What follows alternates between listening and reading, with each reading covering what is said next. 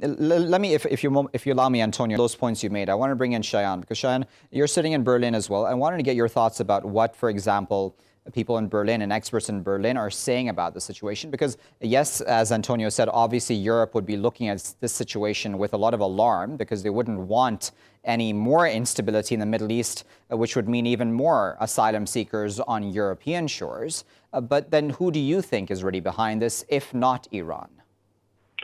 I think we cannot answer this question seriously from here. The much more important question is, what would happen if it was actually Iran? A war? I don't think so, because the U.S. does not have the ability to attack Iran. Trump does not want a war. He wants to be reelected, but a war against Iran would mean several thousand of dead American soldiers. The American ships in the Persian Gulf, in the Strait of Hormuz, and even in the Gulf of Oman are very easy targets for the immovable Iranian anti-ship missiles.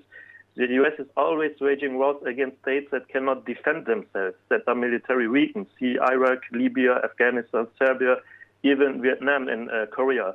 And Iran is definitely not one of them. So SATCOM announced yesterday that it has no interest in a military conflict with Iran. The Pentagon came to the conclusion in 2002 in a war simulation that the U.S. forces in the Persian Gulf will conventionally lose the war against Iran. And that was already in 2002, when the U.S.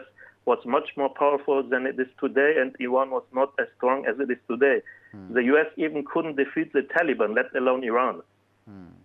Well, if I may push you on that point, Shayan, because many people would say, listen, Iran is currently under one of the severest round of sanctions that it's ever been under.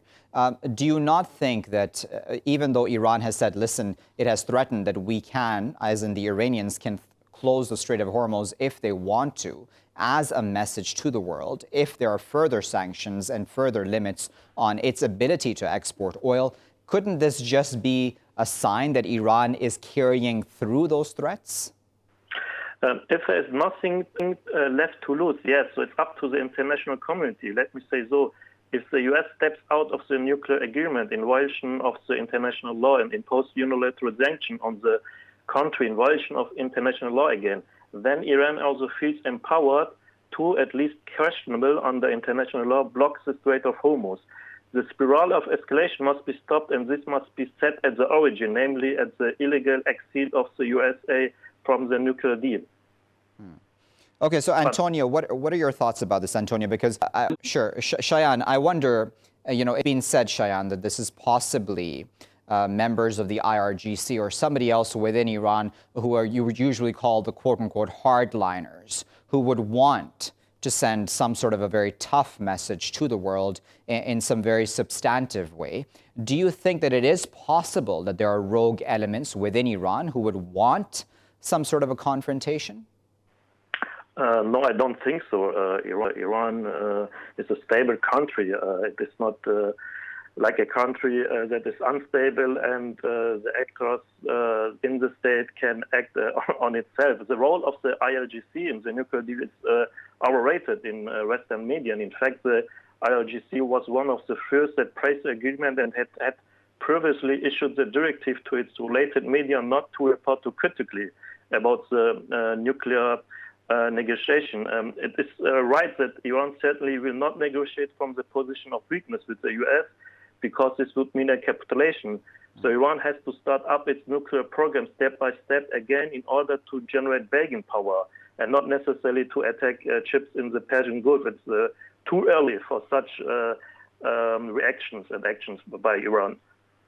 So do you think then, Shayan, that there's a lot of room here for a mistake to occur on either side, really, for somebody to overreact and for there to then be a full-blown war? Because it seems like this is quite a sensitive time, isn't it? I think this is all of the mere sociological warfare measure to continue deterring business and investment in Iran. The U.S. will never dare to attack a regional power. Since the Second World War, and even this is disputed, the United States has not waged war against countries that is able to defend themselves. So I think, in essence, all this sociological warfare to deterring business and investment in Iran, and to put more pressure on Iran to come so-called back to the negotiation table. But it was the U.S. that leaves the negotiation table and not Tehran. Antonio, and that's a good point, in fact, right? Because as you mentioned, Antonio, okay, so Shayan, we just have a minute left. I want to give you the final word.